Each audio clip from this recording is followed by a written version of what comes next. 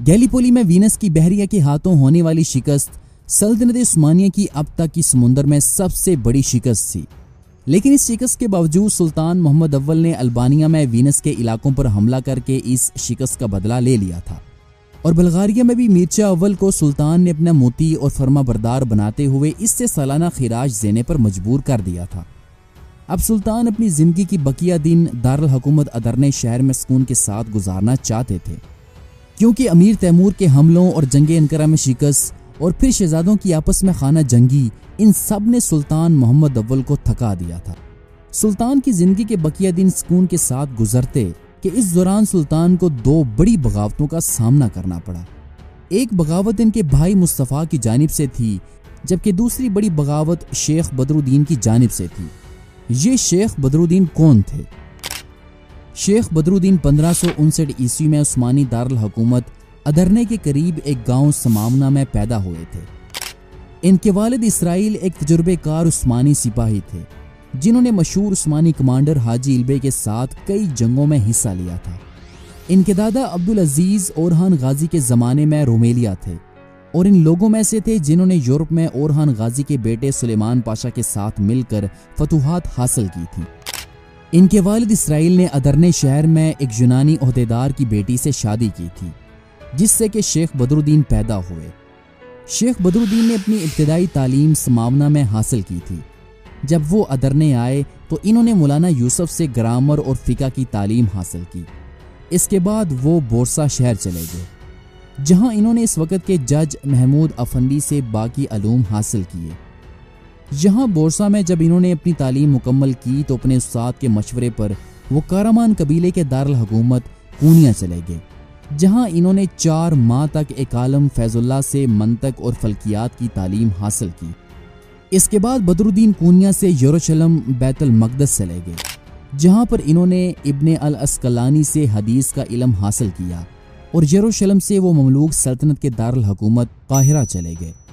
اس دوران مملوک سلطان برقوق کو جب بدرالدین کی آمد کا علم ہوا اور انہیں پتہ چلا کہ بدرالدین سائنسی علم میں کمال مہارت رکھتے ہیں، تو انہوں نے اپنے بیٹے کی تعلیم کے لیے بدرالدین کو اپنے محل میں دعوت دی، جہاں پر انہوں نے سلطان برقوق کے بیٹے ناصر الدین فراج کو 3 سال تک تعلیم دی، اور ان 3 سالوں میں انہوں نے فقہ کی کئی ایک تصانیف لکھی۔ بدرالدین جو کہ ابتدا میں تصوف کے خلاف تھے، جب وہ قاہرہ میں حسین نامی شیخ سے ملے تو وہ تصوف سے متاثر ہوئے۔ کہا جاتا ہے کہ حسین نامی شیخ باطنی تھے، جو کہ شیخ بدرالدین کو بہت متاثر کرتے تھے۔ یہاں قاہرہ سے بدرالدین تیموری سلطنت میں تبریز کے لیے روانہ ہوئے۔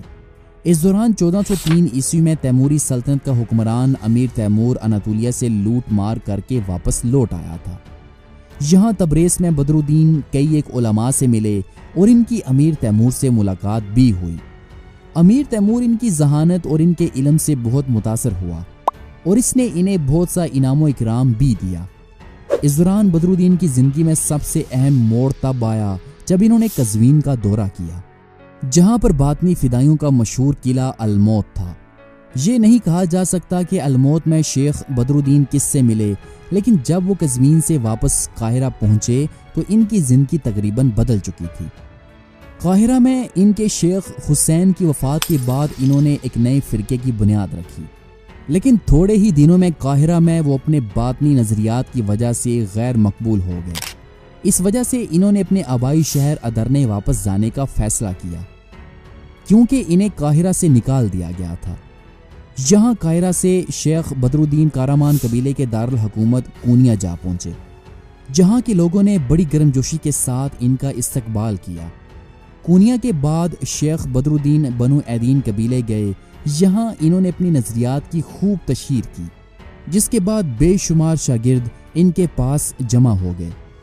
یہیں پر ان کی ملاقات برکلس مصطفیٰ سے ہوئی، جو کہ قابل ذکر لوگوں میں سے ایک تھا، جسے شیخ بدرالدین نے اپنے مقربین میں شامل کر لیا تھا۔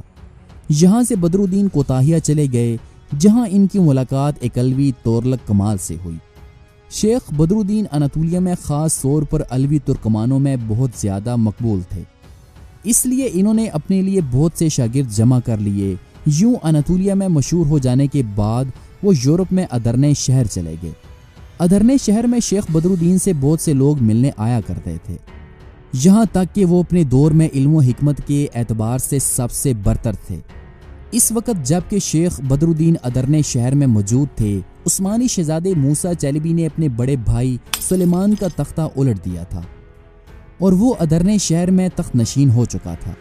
موسیٰ چیلیبی کو اپنے بڑے بھائی امیر سلیمان کی آدمیوں پر بھروسہ نہیں تھا۔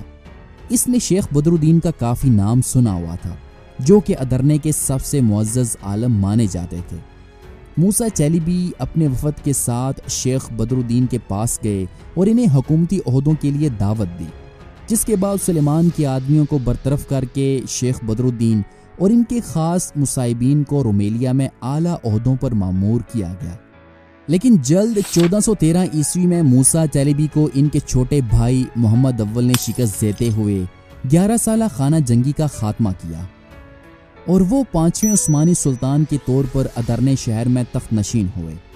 تخت نشین ہونے کے بعد سلطان محمد اول کے جاسوسوں نے سلطان کو خبردار کیا کہ شیخ بدر الدین اور ان کے بے شمار شاگرد اس وقت رومیلیا میں اعلیٰ عہدوں پر تعینات ہیں اور ان کے نظریات باطنی ہیں، جس کے بعد سب سے پہلے سلطان محمد اول نے شیخ بدر الدین کو ان کے عہدے سے برطرف کیا اور اس کے بعد انہوں نے بدر الدین کو تفتیش کے لیے ازنیک شہر روانہ کیا اور پھر انہی کی نشاندہی پر ان کے شاگردوں کو جنہیں سلطنت عثمانیہ کے اعلیٰ عہدوں پر مامور کیا گیا تھا، انہیں ان کے عہدوں سے ہٹا دیا گیا۔ یوں اپنے عہدے سے برطرف کیے جانے کے بعد شیخ بدر الدین نے ازنیک شہر میں اپنی سرگرمیاں خفیہ جاری رکھیں، لیکن اس دوران سلطان محمد اول کے جاسوس شاگردوں کی صورت میں شیخ بدر الدین کے قریب رہے اور وہ مسلسل سلطان کو شیخ کے بارے میں معلومات بھیجتے رہے۔ جب سے امیر تیمور نے سلطنت عثمانیہ پر حملہ کرتے ہوئے سلطان بایزید کو شکست دی تھی اور اس نے اناطولیہ سے بے شمار خزانہ لوٹ کر وہ سمرقند لے گیا تھا، تب سے سلطنت عثمانیہ کو شدید اقتصادی اور مالی مشکلات کا سامنا کرنا پڑ رہا تھا۔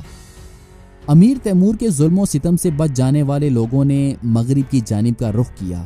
یوں اس اچانک تبدیلی نے شہروں کی ترتیب کو بالکل بدل کر رکھ دیا۔ پیداوار تقریباً نہ ہونے کے برابر تھی اور عوام کی حالت آئے روز بد سے بدتر ہوتی جا رہی تھی۔ اس کے علاوہ 11 سال تک عثمانی شہزادوں کی آپس میں تخت کے لیے خانہ جنگی نے عوام کو مزید مشکل معاشی صورتحال میں ڈال دیا تھا، جس کی وجہ سے لوگوں میں حکمرانوں اور انتظامیہ کے خلاف غم و غصہ پایا جاتا تھا۔ بروکلس مصطفیٰ، جو کہ ایک چلاک آدمی تھا، اس نے اس موقع سے خوب فائدہ اٹھایا۔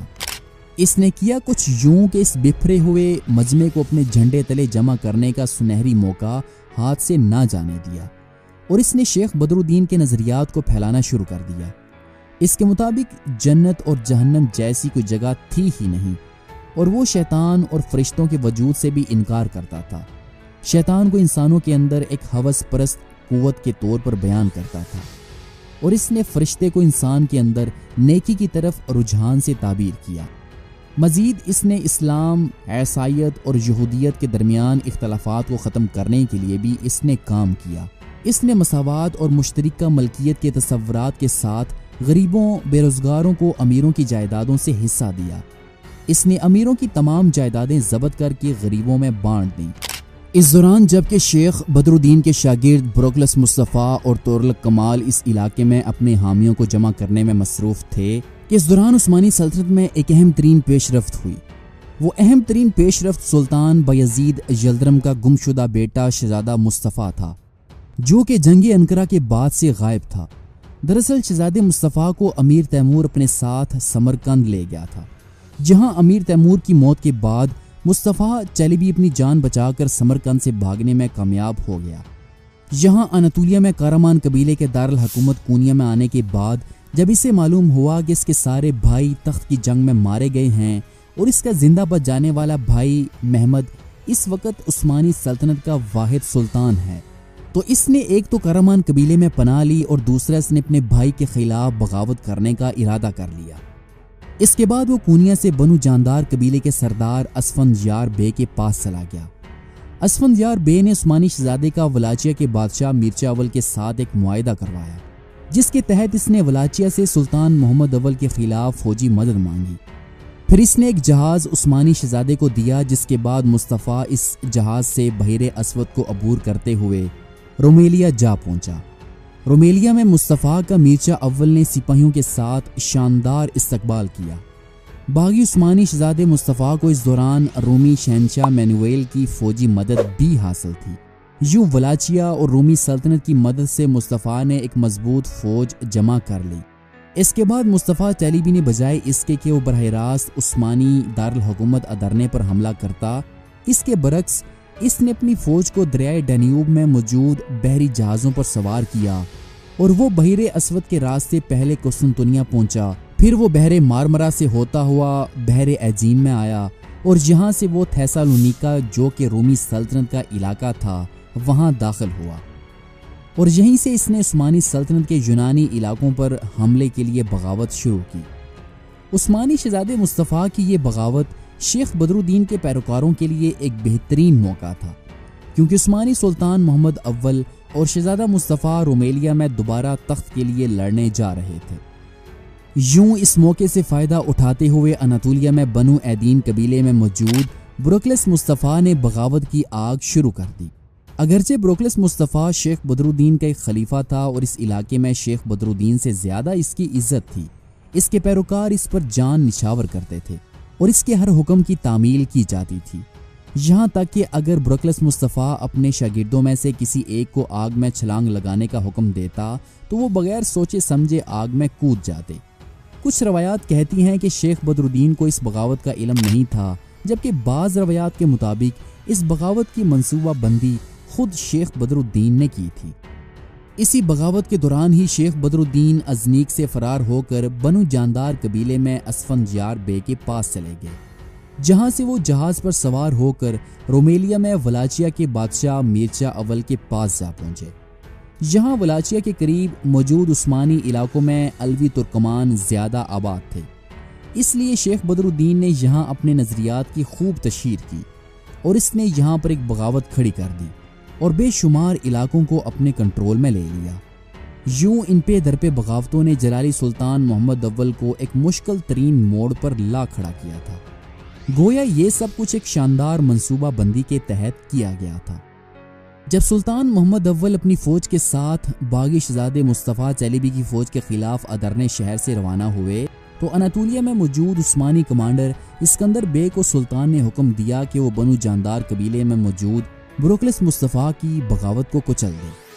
دوستو، سکندر بیگ دراصل بلغاریہ کے مشہور بادشاہ شیمان کا بیٹا تھا اور اس نے اسلام قبول کر لیا تھا اور وہ اب مسلمان ہو گیا تھا۔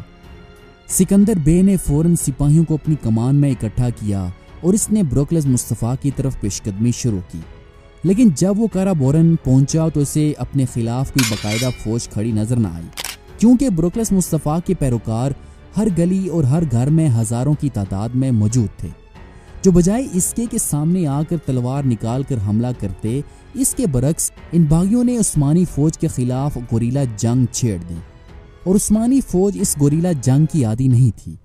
یوں سکندر بیگ اور اس کی فوج کو بری طرح شکست ہوئی، یہاں تک کہ اسکندر بے بھی اس جنگ میں شہید ہو گئے۔ اس ابتدائی شکست کے بعد ایک اور عثمانی کمانڈر تیمور تاش زادہ علی بے کو ایک فوج دے کر ان باغیوں کو ختم کرنے کے لیے روانہ کیا، لیکن علی بے کو بھی شکست کا سامنا کرنا پڑا اور وہ واپس ناکام لوٹے۔ یوں بروکلس مصطفیٰ کی یہ دو پے در پے فتوحات اس کے شاگردوں کی نظروں میں اس کی ساکھ مزید مضبوط ہو گئی۔ ان کو یہ یقین ہو گیا کہ ان کا شیخ ناقابل تسخیر ہے۔ یوں صورتحال کو مد نظر رکھتے ہوئے سلطان محمد اول نے اناطولیہ میں موجود اپنے ایک اور عظیم کمانڈر بایزید پاشا کو ان باغیوں کو کچلنے کا حکم دیا، اور اس مہم کے لیے سلطان نے اماسیہ میں موجود اپنے بیٹے شہزادے مراد کو بایزید پاشا کے ساتھ جانے کا حکم دیا۔ دیریں اثناء رومیلیا میں سلطان محمد اول نے تھیسالونیکا کے قریب اپنے بھائی مصطفیٰ چیلیبی کی فوج کے ساتھ جنگ لڑی اور تھوڑے ہی عرصے میں سلطان نے اپنے بھائی مصطفیٰ کی فوج کو شکست دے دی۔ جب مصطفیٰ چیلیبی کو اپنی شکست کا احساس ہوا تو اس نے فوری طور پر بھاگ کر تھیسالونیکا کے قلعے میں پناہ لے لی۔ اس کے بعد سلطان نے تھیسالونیکا میں موجود رومی کمانڈر لاسکرس کو حکم دیا کہ وہ اس کے باغی بھائی کو اس کے حوالے کرے، لیکن تھیسالونیکا کے گورنر نے کہا کہ میں شہنشاہ کی اجازت کے بغیر شہزادے کو آپ کے حوالے نہیں کر سکتا۔ دراصل وہ اس دوران سلطان محمد اول کو مصروف رکھے ہوئے تھا اور وہ خود چپکے سے شہزادے مصطفیٰ کے ساتھ ایک جہاز پر سوار ہوا اور استنبول فرار ہو گیا۔ جب سلطان کو خبر ملی تو سلطان نے جلد اپنا ایک قاصد رومی شہنشاہ مینویل کے دربار میں بھیجا اور شہنشاہ کو حکم دیا کہ اس کے بھائی کو جلد اس کے حوالے کر دیا جائے۔ لیکن شہنشاہ مینویل نے کہا کہ اگر کوئی شخص میرے پاس آ کر پناہ لیتا ہے تو اس کی حفاظت کرنا میرا ذاتی فرض ہے، اور اس نے بڑی شائستگی کے ساتھ سلطان محمد اول کی اس پیشکش کو ٹھکرا دیا۔ تاہم اس نے سلطان کو بائبل پر ہاتھ رکھ کر یہ قسم دی کہ جب تک وہ زندہ رہے گا وہ شہزادے کو کبھی بھی سلطان کے خلاف آزاد نہیں کرے گا۔ اس نے شہزادے کی دیکھ بھال کے اخراجات کے لیے سلطان سے 3000 سکے مانگ لیے۔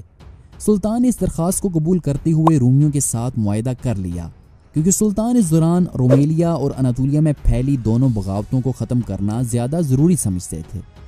ادھر اناطولیہ میں شہزادے مراد کی فوج جب بایزید کی فوج کے ساتھ ملی تو اس فوج کی مجموعی تعداد 70,000 کے قریب پہنچ چکی تھی۔ یوں اس فوج نے براہ راست برکلس مصطفیٰ کی جانب پیش قدمی شروع کر دی۔ اس وقت برکلس مصطفیٰ ازمیر قلعے کا محاصرہ کرنے کا منصوبہ بنا رہا تھا اور بایزید پاشا نے اسے بغیر کوئی موقع دیے اس پر اچانک حملہ کر دیا۔ یوں باغیوں اور عثمانیوں کے درمیان کئی دنوں تک گوریلا وار ہوتی رہی اور اس جنگ سے عثمانی فوج کو بہت نقصان بھی پہنچا، لیکن آخرکار برکلس مصطفیٰ کے پیروکاروں کو عثمانی جینیسری فوجوں کی تلوار کا سامنا کرنا پڑا اور اس بغاوت کو بڑے زبردست طریقے کے ساتھ کچل دیا گیا، اور زندہ بچ جانے والے تمام پیروکاروں کو ان کے شیخ برکلس مصطفیٰ کے ساتھ زنجیروں میں جکڑ کر اس کے تمام پیروکاروں کو ایک ایک کر کے اس کے سامنے پھانسی دے دی گئی، جبکہ برکلس مصطفیٰ کو شہر کا چکر لگوانے کے بعد اسے بھی پھانسی پر چڑھا دیا گیا۔ یوں شیخ بدر الدین کے خلیفہ کی موت اور اس کے پیروکاروں کے خاتمے کے بعد شیخ بدر الدین کا ایک اور خلیفہ تغلق کمال منیسا میں اپنے پیروکاروں کے ساتھ جمع ہوا اور اس نے ایک قلعے پر حملہ کرنے کی ہمت دکھائی، لیکن جب اسے برکلس مصطفیٰ کے قتل کی خبر ملی تو اس کے پیروکاروں میں خاصی کمی واقع ہوئی اور اسی وجہ سے اس کے پاس اب صرف 3 سے 5 ہزار کے قریب پیروکار تھے۔ دری اسنا بایزید پاشا اور شہزادہ مراد بغاوت کو کچلنے کے بعد منیسا میں تغلق کمال کی بغاوت کو کچلنے کے لیے یہاں آ پہنچے اور انہوں نے باغیوں کو چاروں اطراف سے گھیر لیا۔ یوں اس بار عثمانی فوج نے بغیر کسی جانی نقصان کے انہوں نے تغلق کمال کو شکست دی اور زندہ بچ جانے والے پیروکاروں کو تغلق کمال کے ساتھ پھانسی دے دی گئی۔ یوں اناطولیہ میں باطنی بغاوتوں کو زبردست طریقے کے ساتھ کچل دیا گیا۔ تاہم ان بغاوتوں کا حقیقی بانی شیخ بدر الدین اس وقت رومیلیا میں اپنی باغی سرگرمیوں کو جاری رکھے ہوئے تھے۔ شیخ بدر الدین نے اپنے مصاحبین کو بتایا کہ اب اسے سلطنت واپس دے دی گئی ہے اور میں اس وقت زمین پر اسلام کا خلیفہ ہوں۔ جو حکومت چاہتے ہیں، جاگیر چاہتے ہیں، وہ میرے پاس چلے آئیں۔ میرے خلیفہ برکلس مصطفیٰ اور تغلق کمال نے اناطولیہ میں ہماری نئی سلطنت کی راہ ہموار کرنے کے لیے انہوں نے بغاوت کر دی ہے۔ ہم جلد دارالحکومت ادرنے پر حملہ کر کے اس پر قبضہ کر لیں گے۔ لیکن جب شیخ بدر الدین کو معلوم ہوا کہ اناطولیہ میں اس کے پیروکار یکے بعد دیگر عثمانی فوج کے ہاتھوں شکست کھا چکے ہیں، اور جب یہ خبر شیخ تک پہنچی تو نہ صرف شیخ بدر الدین بلکہ اس کے شاگرد بھی خاصے کمزور پڑ گئے۔ یوں اس دوران سب سے پہلے پیچھے ہٹنے والوں میں ولاچیا کا بادشاہ میرچا اول تھا۔ اس نے جب سنا کہ اناطولیہ میں عثمانی فوج نے باغیوں کو شکست دے دی ہے تو اس نے وہ فوجی دستے جو اس نے شیخ بدر الدین کے پاس بھیجے ہوئے تھے اس نے انہیں واپس بلا لیا، کیونکہ میرچا اول نہیں چاہتا تھا کہ شیخ بدر الدین کی شکست کے بعد عثمانیوں کا غصہ اس پر نکلے۔ سلطان محمد اول نے اناطولیہ میں باغیوں کو کچلنے والے عظیم عثمانی کمانڈر بایزید پاشا کو شیخ بدر الدین کے خلاف روانہ کیا اور سلطان نے حکم دیا کہ تم شیخ بدر الدین کو بغیر نقصان پہنچائے اور زخمی کیے اسے میرے پاس لے کر آنا۔ یوں عثمانی فوج کی آمد پر شیخ کے بے شمار ساتھی منتشر ہو گئے اور شیخ بدر الدین کو ادب و احترام کے ساتھ گرفتار کر کے سلطان محمد اول کے سامنے پیش کیا گیا۔ سلطان محمد اول شیخ بدر الدین کے والد اور ان کے دادا کی عثمانی فوج میں کی جانے والی خدمات کی وجہ سے وہ شیخ کا احترام کرتے تھے، اس لیے سلطان نے بجائے اس کے کہ وہ خود شیخ بدر الدین کے بارے میں کوئی فیصلہ کرتے، انہوں نے علماء پر شیخ بدر الدین کا فیصلہ چھوڑ دیا۔ یوں علماء کرام کی ایک کونسل بلائی گئی جس نے شیخ بدر الدین پر مقدمہ چلاتے ہوئے شیخ بدر الدین کو باغی قرار دیا اور انہوں نے ان کے قتل کا حکم جاری کیا، اور اب انتظار سلطان محمد اول کی جانب سے تھا۔ چنانچہ 1420 عیسوی کو شیخ بدر الدین کو عام عوام کے سامنے پھانسی دے دی گئی۔ شیخ بدر الدین کی بغاوت عثمانی سلطان محمد اول کے دور کا آخری بڑا واقعہ تھا۔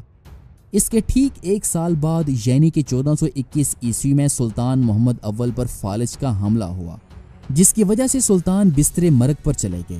سلطان کو جب احساس ہوا کہ اب وہ دوبارہ صحت یاب نہیں ہو سکیں گے تو انہوں نے فوری طور پر اپنے بڑے بیٹے مراد کو اطلاع دی کہ جلد از جلد وہ ادرنے میں اس کے پاس پہنچے۔